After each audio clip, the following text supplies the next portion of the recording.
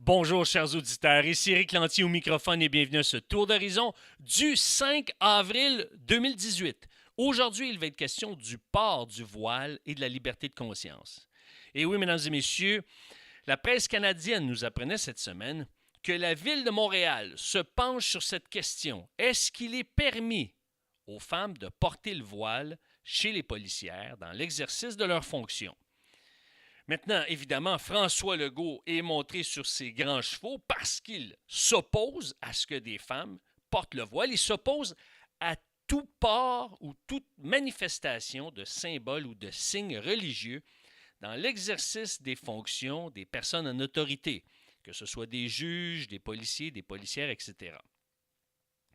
Maintenant, ce qu'on remarque, c'est que dans différentes villes, on pense à Toronto, Edmonton, Calgary, New York, et même au sein de la Gendarmerie royale du Canada, il est permis à des femmes de porter le voile dans l'exercice de leur fonction de policière. Même à Londres, chez le personnel qui sont engagés à la fameuse Scotland Yard, eh bien, les femmes peuvent porter le voile s'ils sont policières dans l'exercice de leurs fonctions. Maintenant, certains vont dire non, non, non, non, non. Si on travaille pour l'État, si on travaille pour un État qui est neutre, eh bien, on devrait afficher notre neutralité, donc ne porter aucun signe ou symbole religieux visible.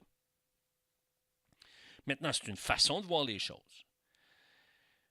Moi, je suis en faveur qu'une personne porte, si elle le désire, un signe ou un symbole religieux. Pourquoi? Parce que ça fait partie de la liberté de religion, de la liberté d'expression.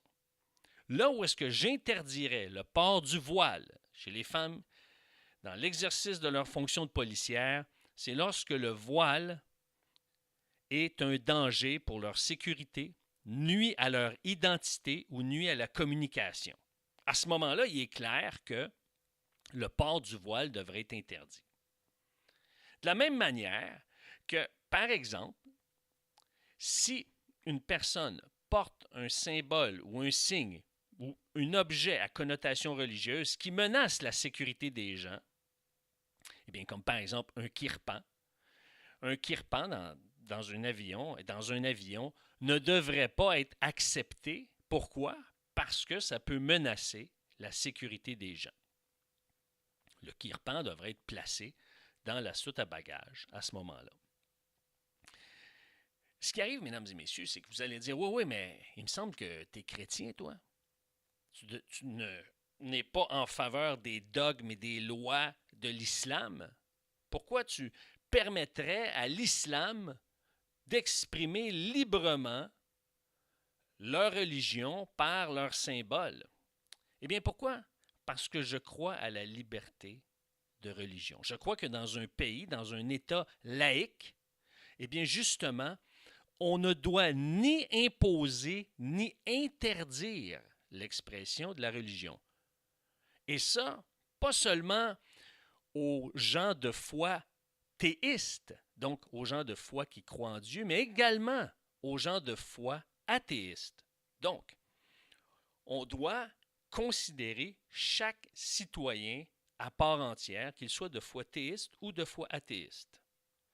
Maintenant, si, au nom de la laïcité de l'État, on interdit quiconque de porter un signe ou un symbole religieux et que ça va à l'encontre de sa conscience, eh bien, à ce moment-là, on vient de brimer la liberté de conscience. Est-ce que ça menace la sécurité des gens autour? Est-ce que ça entrave la communication? Est-ce que ça empêche l'identification des gens concernés? Non. Alors pourquoi interdire?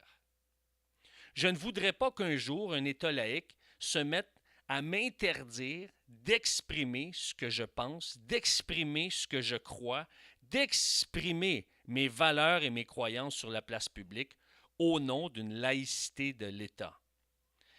Il faut faire attention et je crois qu'il est important pour nous de signaler à nos autorités qu'il est nécessaire de protéger notre liberté de conscience, notre liberté d'expression, notre liberté de religion et notre liberté de rassemblement. Sur ce, chers auditeurs, je vous dis à la semaine prochaine.